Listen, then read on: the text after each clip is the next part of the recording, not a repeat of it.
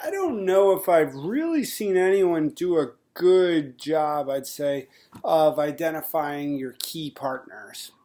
Um, you know, the key partners, this all plays into, sort of a role where things are coming together in the business model canvas. None of these things are independent of each other. If you have certain key activities that you're not going to be able to play yourself, I saw Thomas identify some of those recently in his review. You need to think about, are there partners out there that could make this part of it possible? Are there partners out there that would benefit from a relationship with the new entity?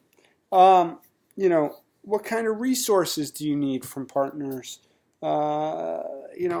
Sometimes I think people forget, they assume they have to have a network, right? I have to have my social network and talk to, well, what if you don't have a very thorough network?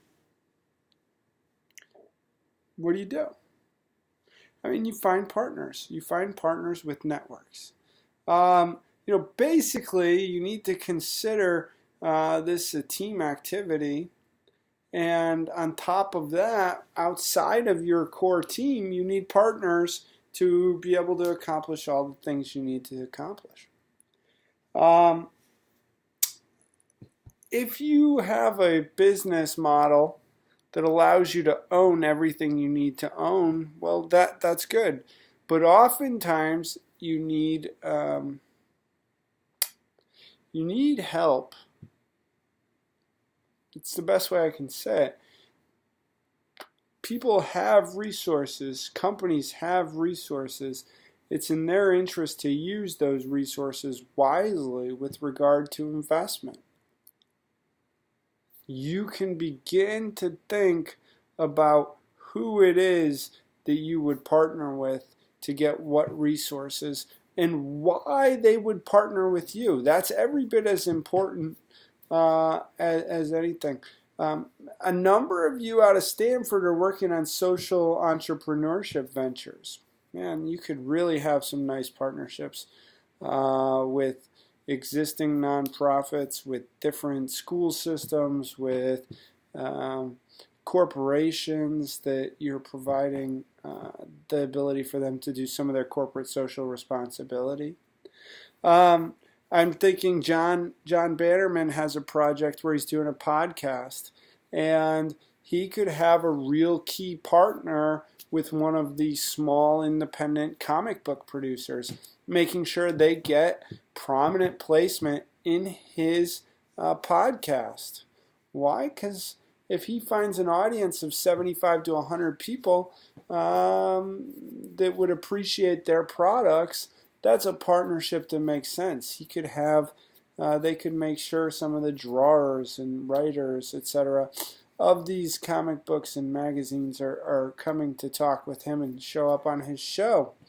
It provides them with a low-cost marketing scheme to reach highly likely purchasers of their product. So there's all kinds of partners out there that you could broach this topic with. And, I think you need to really process that through. Look at what the book says, but also think about how that interacts with your business model, how it makes it all one thing, going all the way back to your customers.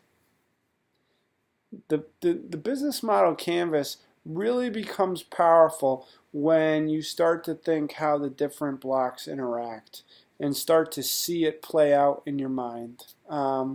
Until you do that, it's just something that's over here. We're going to keep hammering away on it for the next 3 or 4 weeks. But, I strongly believe in this. I think most entrepreneurs are using these methodologies and are viewing business this way. And therefore, it's in your best interest to learn how to master it.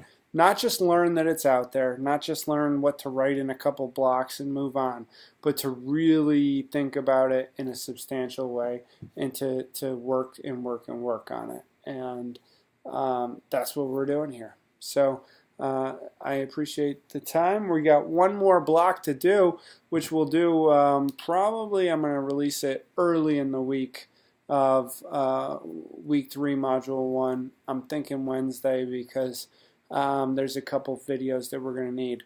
There's one more video left, and it really has to do with the startup schedule and the level of specificity required for that and what's expected of you over the next 2 days, 3 days as students in this class, as opposed to general entrepreneurship advice and improvements on your work. All right, thank you.